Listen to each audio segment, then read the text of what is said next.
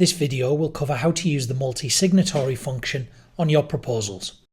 If you work with partnerships, companies with joint directors, or any situation where more than one person needs to approve an engagement, multi-signatory proposals are the answer.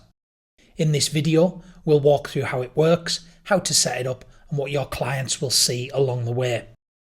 There are two roles in a multi-signatory proposal: the primary signatory and secondary signatories. The primary signatory receive the proposal first.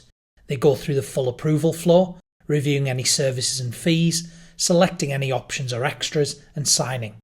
There can only be one primary signatory on a proposal. Secondary signatories come in after the primary has signed.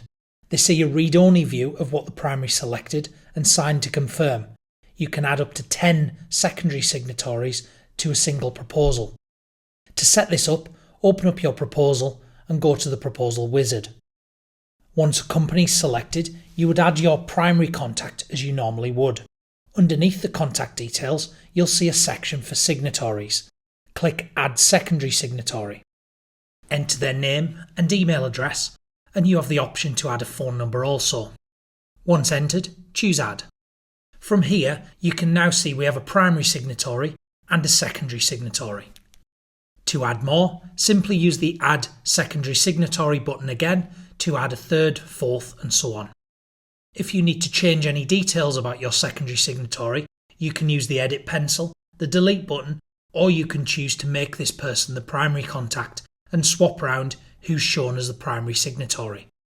Once everything's in place, complete the rest of the proposal and send the proposal as normal.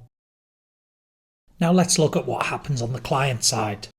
The primary signatory receives the proposal first and goes through the full flow, selecting options, extras if there are any, reviewing any services and fees, and then signing.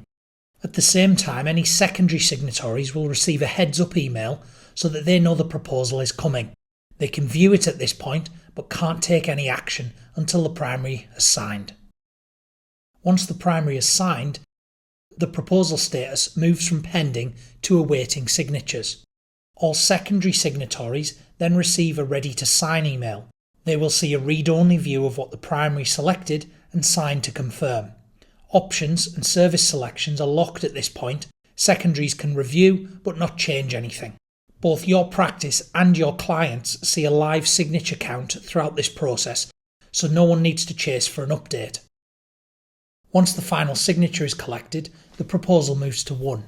A proposal accepted email goes out to everyone, with a PDF of the signed proposal attached. If any signatory declines, the proposal moves to lost. From there you can revert it to draft, make changes and resend. A couple of final things worth noting. Your existing single signatory proposals are completely unaffected. Multi-signatory is optional, so your standard workflow stays exactly the same unless you choose to use it. For more detail, the full guide is in our help centre and the team is always on hand via the chat icon in Socket.